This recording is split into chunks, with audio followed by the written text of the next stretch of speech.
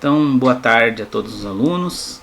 Hoje a gente vai estar estudando o tópico aí de sensores indutivos, tá? Que são aí, né, compõem uma grande gama de sensores, tá? Existe uma enorme variedade, tá? A gente vai tentar ver alguns deles e falar, né, principalmente dos princípios aí físicos que envolvem esse tipo de sensor, tá? E mostrar algumas das aplicações principais, tá? A ideia de ser uma introdução, né? Não é nada ser algo muito avançado dentro desse tipo de sensor.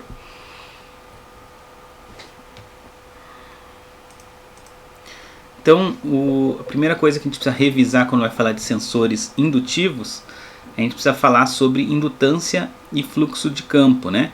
Então, lembre que se você pegar um condutor, né? Está aqui um condutor, e você faz passar uma corrente sobre ele, né, você vai ter um campo magnético, um fluxo magnético, né, associado a essa corrente elétrica, né. Se você pegar esse mesmo condutor e dobrá-lo ele, ou seja, se você pegar ele e enrolar ele como se fosse uma bobina, tá, você vai conseguir concatenar esse fluxo magnético, que aqui está esse lambda, que é o fluxo magnético concatenado, que ele vai estar concatenado, vamos dizer assim, nas N espiras que você fez, né? Que você enrolou aquele teu condutor, ok? Então isso vai ser o teu fluxo concatenado, que vai ser determinado pelo número de espiras, né? E isso vai estar relacionado à tua indutância, né? Então esse fluxo concatenado lambda é igual a L, né, que é a indutância vezes a corrente, né, ou a indutância, esse fluxo concatenado dividido pela corrente, né. E uma coisa interessante é que qualquer metal, né, ele tem uma indutância associada, né. Pode ser uma indutância praticamente nula, tá, mas ele tem uma indutância associada a ele, né. E outra coisa interessante também de lembrar é que a indutância, na realidade, ela é uma medida que quanto maior a indutância, mais o metal ou o condutor se opõe, tá, à variação da corrente, né, no tempo, né? Então a indutância também ela significa o quanto um dispositivo, um condutor se opõe à variação rápida, né, da corrente, né? Em geral, quanto maior a indutância, mais vamos dizer assim, o componente, o metal, o condutor vai se opor, tá, à variação, ou seja, ele vai tentar manter a corrente sem variar, né, quanto maior for essa indutância, tá. E uma coisa interessante do campo magnético é que você pode induzir tensões, né, em um outro material que ele não tem não tá conectado fisicamente ao outro, mas simplesmente pelo ar, né, pelo campo magnético que circula, né, se você fizer uma bobina que está com uma tensão, tá, ou melhor, sendo percorrida por uma corrente, né, que varia no tempo, desculpe, e essa corrente gera um fluxo magnético e você coloca uma outra bobina, por exemplo, próxima. Tomar uma aguinha. Tá? E se você colocar uma outra bobina próxima, o que vai acontecer? Essa bobina ela vai sofrer a ação desse campo magnético e vai gerar uma corrente induzida de maneira aí a tentar se opor àquele campo magnético. Ela vai gerar uma corrente, né, no sentido contrário, tá? E vai tentar vamos dizer assim, cancelar aquele campo magnético que ela está recebendo, tá? Da corrente ou da corrente primária, do campo magnético primário, tá? Então a gente diz aí que essa tensão induzida a gente chama de força eletromotriz, né? FEM, aqui VFEM, ela é menos L d dt, ou seja, quanto maior for a indutância, tá, do material, maior é essa tensão induzida. Tá? Então se você tem uma bobina com alto valor, né, de Henrys lá, né, dela maior vai ser a indução, e se a corrente variar muito rápido no tempo, se a derivada for muito rápida, também a tensão vai ser maior ainda, né? O valor da tensão induzida vai ser ainda maior, tá? Então hoje as aplicações aí que tem essas de carregamento, né, de celular e outros dispositivos sem fio, né, ela funciona dessa maneira, ou seja, tem uma bobina que gera um campo magnético primário, tá, no carregador, vamos dizer assim, que normalmente é um tapetinho, uma tabuazinha, né, uma plaquetinha, né, que você encosta o teu celular, e no celular você tem uma outra bobina que fica muitas vezes um adesivo que às vezes é colado, né, atrás do celular, ou uma bobina muito fina, né, que fica atrás nas costas do celular, e essa bobina daí ela recebe aquele campo magnético do carregador e induz uma tensão nela, tá, ou induz uma corrente nela, né, e aí ela carrega a bateria por essa corrente induzida. Então usa esse princípio aí, tá? A influência do meio também é bem importante nos sensores indutivos. Então, quando você tem aqui uma bobina, né, que está aqui, ó, esse fio enrolado, tá? Você tem as linhas do campo magnético dessa forma, que todas concatenadas, né?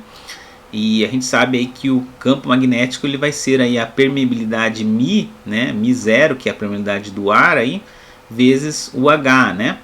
E quando você coloca um material aqui, um núcleo dentro da tua bobina, tá?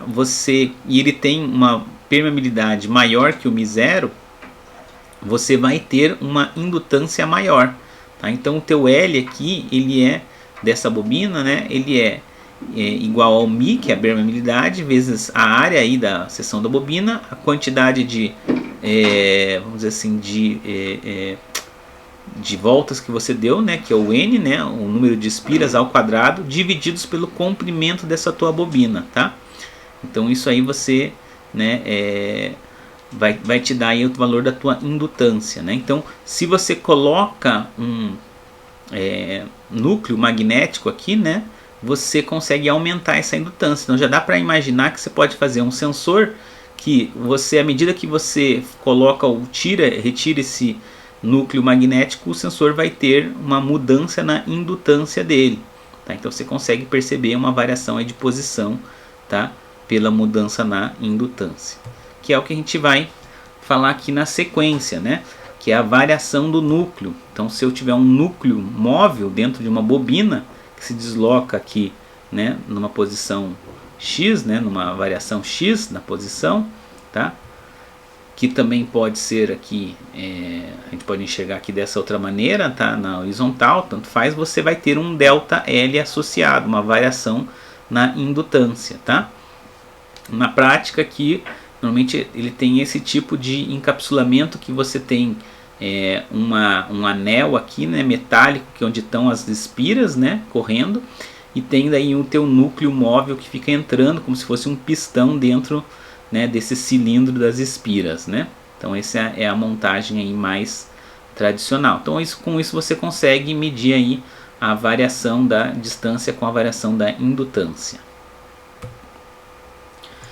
E também existem sensores aí que são indutivos, que também o pessoal chama de eletromagnéticos, né? Que são os LVDT, né? O que é o LVDT, tá? O LVDT significa transformador diferencial linear variável, tá? E a ideia dele é a seguinte: você tem uma bobina primária, tá? Que envolve aqui outras duas bobinas secundárias, tá? Que elas ficam ligadas aqui dessa forma meio estranha, vamos dizer assim, que você liga a extremidade de uma na extremidade de cima da outra, tá? E a tua tensão de saída fica aqui, tá? Entre as duas extremidades de baixo de cada bobina, né? E aí você tem o seguinte: o núcleo teu, tá, é um núcleo de ferro móvel que, se ele estiver bem alinhado, né, você vai ter a transferência máxima aqui da tensão, ou melhor, o teu campo magnético primário passa todo para as duas bobinas secundárias, né? Mas se você puxa ele para cima, como está mostrando aqui, tá, somente uma das bobinas que vai ter uma transferência alta de campo magnético, né? Ou seja, vai ter uma tensão induzida elevada. A outra vai ter uma tensão muito pequena ou próxima de zero, porque o núcleo aqui vai ser de ar, a permeabilidade é baixa, né? Então vai ter uma pequena indução, tá? E aí você consegue perceber aqui pela tensão de saída, tá? Aonde está a posição desse nosso núcleo variável aqui, né? Nosso núcleo móvel, né? Vamos ver aqui melhor num gráfico, tá? Então tá aqui o mesmo sensor LVDT. Veja que a tensão na saída aqui, ó, tá? Quando você faz essa ligação, ela vai ser a tensão da bobina 1 menos a tensão da bobina 2, tá? Lembrando o seguinte, que nós estamos falando de tensão alternada, tá? Então aqui, ó, por exemplo, se você tiver um deslocamento aqui positivo, tá? Dessa forma como está mostrando aqui, né? Variando, decrescendo e depois voltando para o mesmo ponto, você vai ver que a tensão V0 aqui, ó, ela é alternada e aí o pico dela vai caindo, caindo, caindo, tá? Até ficar aqui muito pequeno. Por que ele tá próximo aqui de zero, ó? Porque quando você está aqui nesse ponto que não é nem positivo nem negativo, ou seja, estaria no zero, tá? Quer dizer que o teu núcleo está perfeitamente alinhado aqui com o primário e V1 e V2. Isso quer dizer que a tensão V1 e V2 tem o mesmo valor e elas se anulam, tá? Então aqui ele tem tensão aqui próxima de zero, tá? Porque elas estão se anulando, tá? Então aqui ele está fazendo esse movimento, ele está tirando um pouquinho, né? E depois colocando, né? Então é isso que ele está fazendo aqui, ó. Então ela cai a tensão e depois volta a subir, né? Cai a zero, tá? E daí volta a subir, tá? E se você, por exemplo, empurra de forma a ficar negativa, ou seja, a tensão V1 ficar empurra para baixo, V1 fica próxima de zero, de forma que V2 fica maior, tá? O que acontece? Que é para a parte negativa, tá? Você vai ver só que o sinal aqui muda de fase, tá? Agora ele começa aqui no negativo e vai para o positivo, ó. Tá? A fase, que se você pegar aqui, ela está invertida, tá? Se você colocar aqui uma reguinha aqui e olhar, tá? Você vai ver que aonde está o positivo aqui, está negativo aqui, tá? Então, porque houve uma inversão de fase. Mas se você não notar isso, você vai ver que os sinais são os mesmos para um deslocamento totalmente diferente, ó. Porque aqui eu estou só deslocando para cima, né? Ou descendo, tá? E aqui eu estou indo para baixo, né? Então eu estou deslocando para baixo, tá? Então, como se eu estivesse entrando com o núcleo, tá? Então aí você tem, para você conseguir medir, né? Ou seja, descobrir que está ocorrendo esse tipo de deslocamento, você tem que ser capaz de detectar essa variação de fase dessa onda senoidal. Então precisa de um circuito um pouco mais, vamos dizer assim, apurado, tá? E a gente pode também ter o sensor RVDT, que ele é um transformador diferencial aí, rotacional variável, né? Que nesse desenho aqui, eu não gosto muito desse desenho, tá? Talvez a figura final fique melhor, né? Então ele é a mesma ideia, só que agora você percebe a rotação, tá? E vejam que aqui o núcleo, né? Essa parte do núcleo aqui, ó, ela tá mais próxima. Então aqui você tem vamos dizer assim, você conecta aqui os dois primário e secundário de maneira mais fácil por causa desse núcleo aqui, e aqui não, né? Então aí você consegue perceber esse giro que você está tendo, né? Esse movimento de giro com esse tipo de transformador, assim, que usa essa ideia desse sensor indutivo.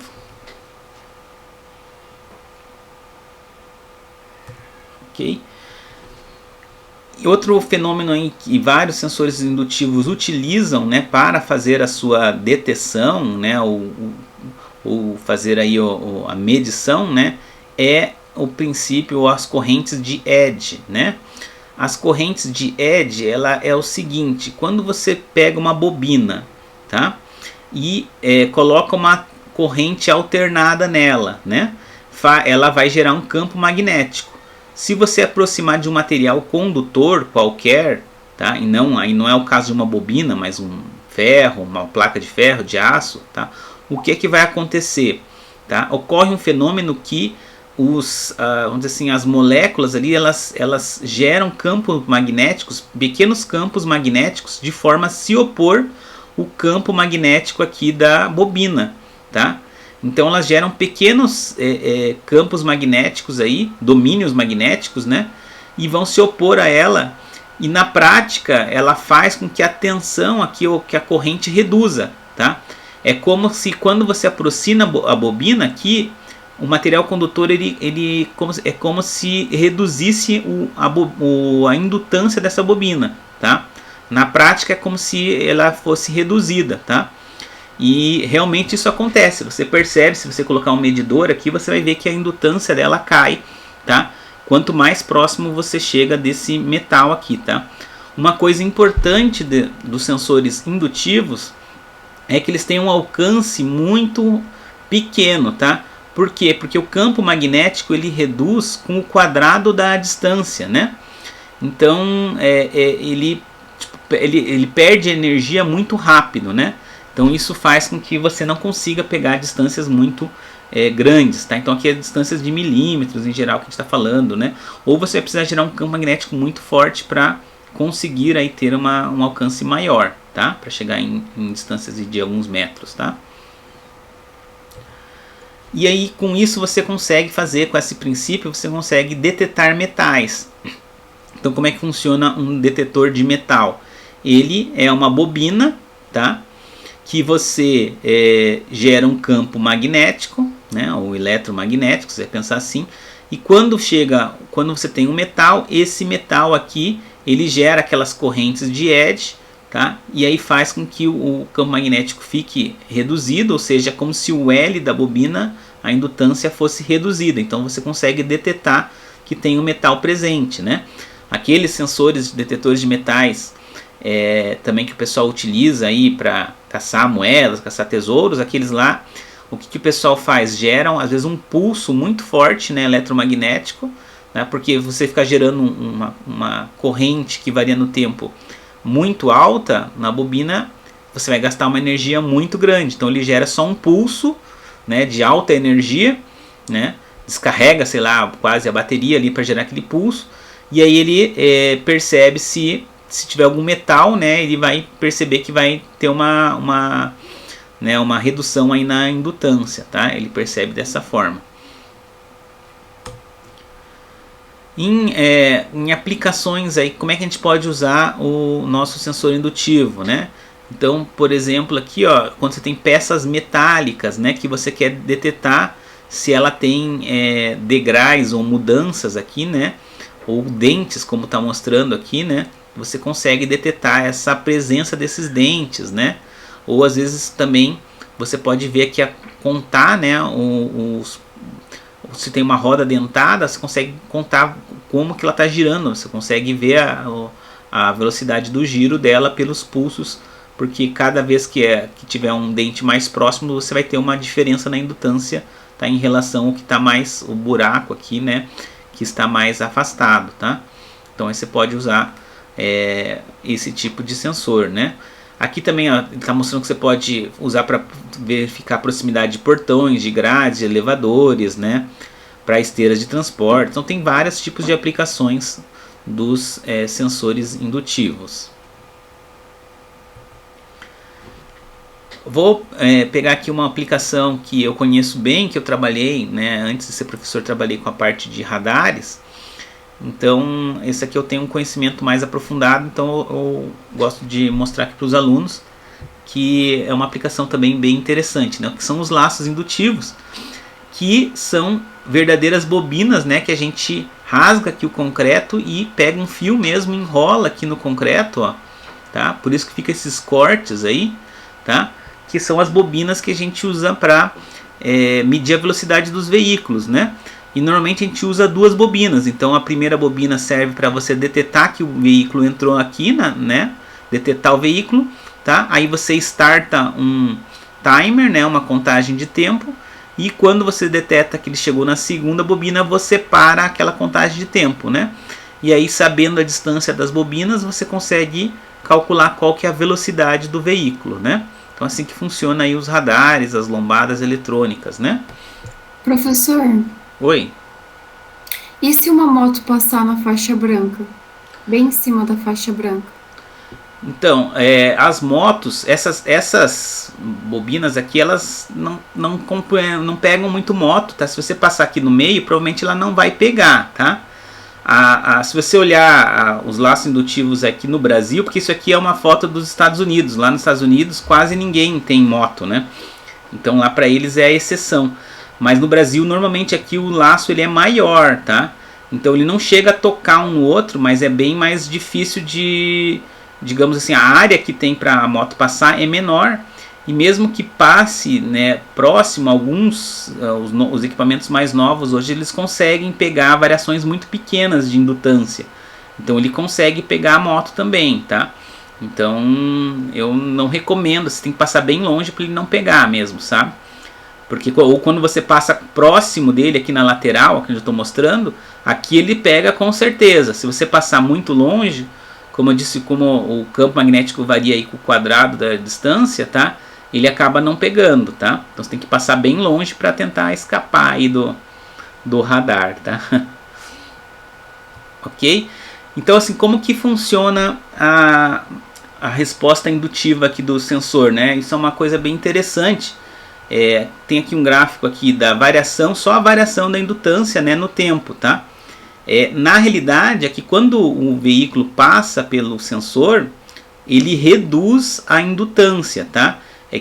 Ocorre aquele efeito de edge. As placas ali da parte de baixo do carro, elas geram campos magnéticos se opondo ao campo magnético da bobina do asfalto. E vamos dizer assim, o que ocorre na prática é que a indutância dessa bobina do asfalto ela reduz, né? Aqui no meu gráfico eu vou colocar como se subisse a indutância, tá? Mas na verdade é o contrário, tá? É só para ficar mais fácil de ver o gráfico, tá? Então assim, quando o carro vem passando, tá? Você vai observando ela aumentar a indutância, né? O ΔL aumentando, né? Apesar de diminuir, né? Como eu falei, tá? Mas a gente deixa o gráfico dessa forma que é mais instrutivo, vamos dizer assim, fica mais fácil de ver, tá? Mas a variação aqui seria negativa, ela cairia, tá? O real, né?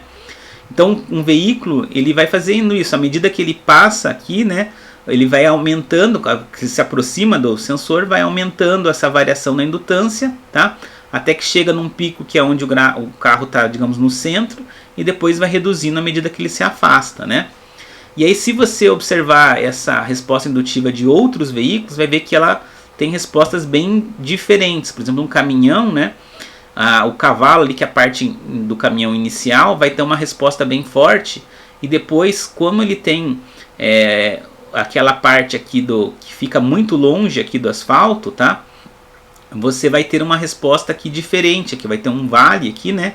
E aqui isso aqui vai indicar, por exemplo, a parte dos pneus aqui, o próximo que é onde tem os pneus, que tem uma plataforma mais baixa, e aqui também, ó, esse aqui vai indicar essa plataforma mais baixa aqui, ó.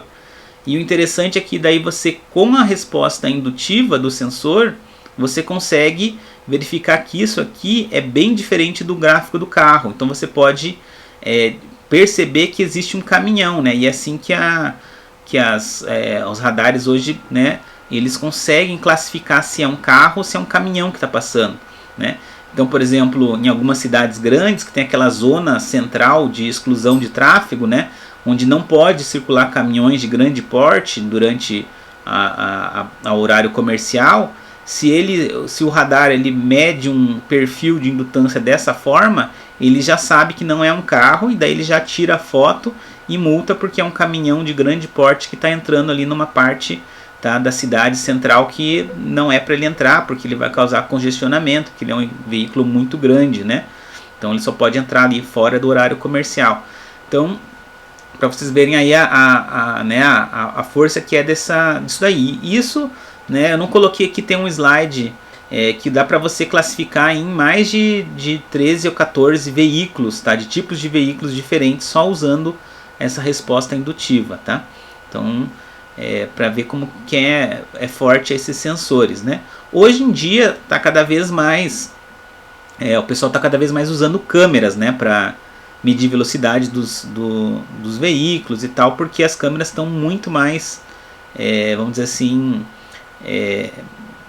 elas estão muito mais avançadas, assim, né, vamos dizer assim.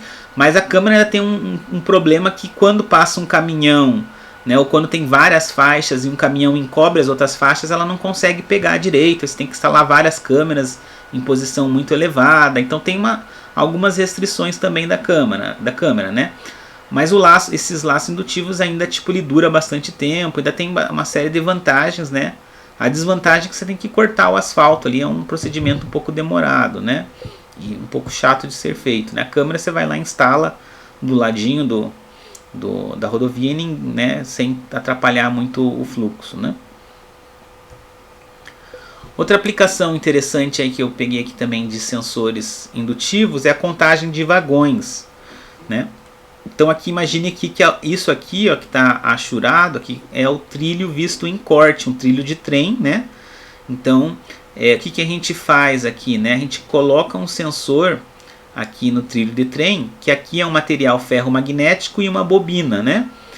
E tem um ímãzinho aqui tal para fazer. Isso aqui é a condição quando você está sem o trem. Quando tem a roda do trem, que é isso aqui, tá? O que acontece? A roda do trem ela fecha um circuito magnético aqui, ó, e ela faz com que a indutância aumente, né? Então aqui tem um pequeno espaço aqui de ar, né, entre eles, que a gente chama de air gap, tá? E aí você consegue perceber que passou uma roda do trem aqui. E aí você consegue contar a quantidade de vagões, né, pelas rodas do trem, né, você consegue descobrir quantos vagões passou, né? Então isso aqui é um exemplo, essa figura é de uma patente, né, que eu peguei de contagem aí de vagões, né? Então é uma outra forma de você usar também o transdutor aí indutivo, né? A principal ideia do transdutor indutivo é sempre para detectar coisas metálicas, né? Se não for metálico, você não tem muita utilização do transdutor indutivo, né? E como que é os circuitos aí de medição, né, de condicionamento de sinal para sensores indutivos? Eles não são muito simples, tá? Em geral, você vai ter que usar circuitos aí que tem osciladores, né? Por quê? Porque os sinais são alternados. Então a bobina, para você gerar um campo magnético variável, você vai ter que usar uma corrente que varia no tempo, tá? Então, por exemplo, aqui está mostrando aqui um caso aqui que você tem uma placa metálica que está gerando as correntes de Eddy, né? Então você está emitindo campo eletromagnético, tá? E essas correntes de Eddy vão se opor e vão fazer com que essa bobina ela reduza a indutância dela, né? Como se ela estivesse reduzindo a indutância dela. Elas vão causar aqui uma corrente contrária, né? E aí normalmente essa bobina ela é colocada dentro de um circuito oscilador. E esse oscilador, a frequência de oscilação dele é determinada pelo valor L da indutância da bobina. Então, quando você aproxima um alvo metálico, tá, muda a indutância que muda a frequência do oscilador. E aí você tem um circuito aqui que detecta essa mudança, né, na frequência, tá, e aí ele dispara um circuito na saída, que pode ser um relé que abre e fecha, ou ele pode, né, medir aqui a variação da frequência e transformar numa tensão. Aí vai depender do que você quer na saída, tá? Então, em geral, é essa a ideia aí, tá? E normalmente aqui tem esse oscilador. No oscilador você vai ter que demodular esse circuito, né? Porque é um circuito que varia, normalmente é uma tensão senoidal, que varia no tempo, tá? Fazer um sincronismo dele também, para daí ter um circuito de saída. Então, não é uma medição simples, tá? Mas hoje já é algo bastante dominado. E tem outros, né? Isso aqui é uma ideia de você fazer o circuito. Existem outros circuitos, tá, que também conseguem medir a variação do sensor indutivo, né? Por exemplo, você pode colocar a tua bobina em série com uma resistência, e aí essa bobina, quando o L dela baixa, o XL dela diminui, e aí a tensão nessa resistência muda. Então você pode usar isso também. Então tem várias formas de você abordar aí vamos dizer assim, um condicionamento de sinal para obter uma tensão na saída, tá? O mais clássico é você usar ela dentro de um circuito oscilador, ok? Então, assim, a gente tem muito mais outras aplicações de sensores indutivos. A gente tem, né, a gama aí é enorme, né, de circuitos e aplicações. A gente só está aqui dando uma pincelada, né? O efeito da corrente Eddy, é interessante que vocês deem uma olhada. Eu coloquei no Moodle, tem um link lá para uma página que tem vários vídeos mostrando a corrente Edge, né? Então ela é bem interessante, inclusive, né? Não sei se ainda funciona assim, mas temos tempo que temos ainda. As antigas, eu sei que pelo menos as máquinas aí de refrigerante, como é que ela fazia para selecionar as moedas, né? Quando você colocava as moedas, né? Pelo menos antigamente era feito assim, em algumas máquinas, né? Eles faziam o seguinte, né? Que o efeito da corrente de Edge você pode usar para pegar, vocês vão ver lá no link, né? O cara joga uma bolinha, né? Num tubo, e a bolinha vai descendo mais devagar lá, devido às correntes Edge, tá? Vocês vão ter que ver lá para entender, tá? Mas a mesma coisa o pessoal fazia na máquina de refrigerante. O cara colocava uma moeda, sei lá, de R$1 e outra de 25 centavos. Ele, pelo efeito da corrente Edge, ele freava a descida, vamos dizer assim, da moeda de R$1 para ela ir descer mais lenta do que a de 25 centavos. E aí a de 25 centavos cai num certo alçapão, e aí ele fecha aquilo lá e daí abre um outro lugar para jogar a moeda de R$1. Então ele fazia essa, vamos dizer assim, essa divisão, não é divisão, ele separava as moedas, né, usando esse efeito da corrente Edge, que você consegue fazer com que os metais aí, né, você consegue reduzir a velocidade deles de queda, tá? Quando está caindo num negócio controlado. Mas eu não vou explicar isso aqui, eu vou deixar para vocês entenderem como funciona isso olhando o link lá, tá?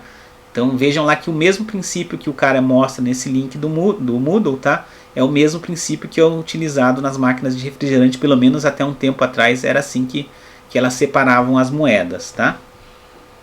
Então é isso aí, pessoal. Fico aberto aí para dúvidas, tá? Era isso que a gente tinha para falar sobre a aula de hoje.